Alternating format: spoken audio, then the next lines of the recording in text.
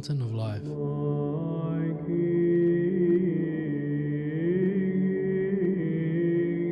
A collection of live recorded sermons from His Grace Bishop Emilianos of Maloa, aiming to make us fountains of the Holy Spirit.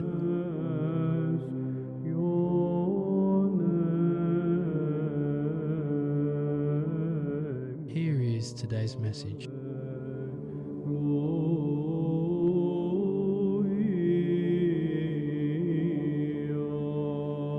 Today we heard from the Holy Gospel about a few miracles that Christ performed, and we will only take one of them and then say a few thoughts about it.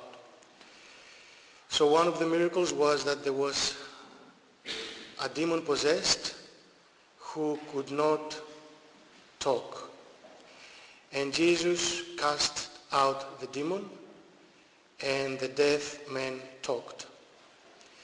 So the demon was influencing the hearing of the person, and the person could not talk. Here we can see the relation between the speech and the hearing, but we can also realize something deeper and something different. The human has the ability to imitate with his voice whatever he can hear, but the demon was blocking the hearing. So the demon was influencing something, the hearing, but the result was something different. It was that the person could not talk. And why am I saying this? Because a lot of times we're in trouble with the behavior of our children, but the tempter does not tempt our children so that they will behave in a weird way, without respect, or they might be disobedient. The children, they imitate us the same way that the voice imitates the hearing.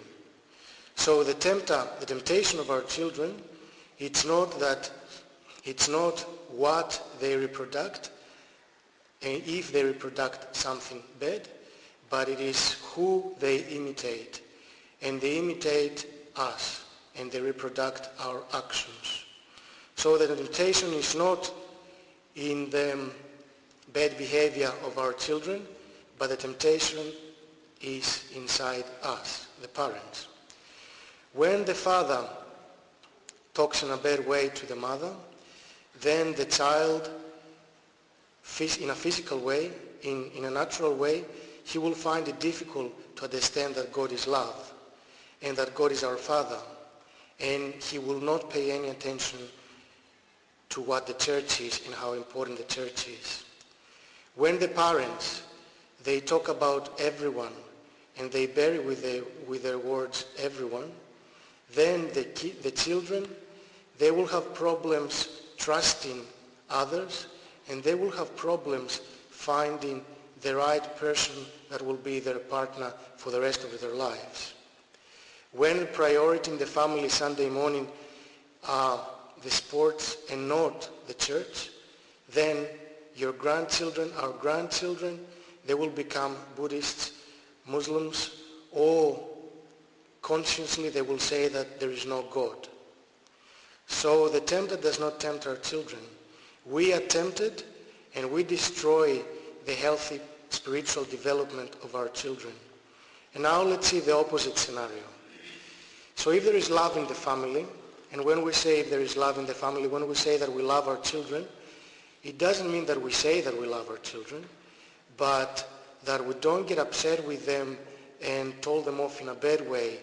And when we say that we love them, it's when the mother or the father comes home, and he calls them, he hugs them, and the mother or the father says to the other one, "I'm back, my love. Do you want me to help you with anything?" Then you don't need to say anything to the children about love. They feel loved. And then you don't need to give them lessons about trusting their fellow men. And you don't need to give them lessons how to feel security and not to be stressed. The love between the parents is enough to get inside their hearts and to make them responsible people that they will be able to handle if anyone does something wrong, people that they will be happy, and people that they will be whole personalities as personalities. When the parents amongst them, they talk with respect about their fellow men and they don't judge others, then the children, they will learn how to respect their fellow men, not to bully anyone else and not to use their friends. And if the parents get their kids from a very young age to the church, because they will not themselves prefer to sleep, but they will prefer to go to the church, and if they get them used to having Holy Communion every Sunday and every big celebration, and if they teach them how to confess from a very young age, from the age that they start realizing what their environment is and they start to communicate with their environment, then when they will be teenagers, they will not be embarrassed to go to the church or to go for confession or to stay close to God and to believe in God. And they will have everything needed to develop themselves a Christian family. As I told you, I just said a few thoughts to understand that our weaknesses and temptations, they become like the demon-possessed hearing of our fellow men that the gospel talked about today. And we have responsibility about that because our example, which is like the ill hearing, does not stay just with us, but it destroys the talk. It destroys spiritually the development of our children, and our children, they cannot communicate with their fellow men, and they cannot communicate with God, who is their own creator.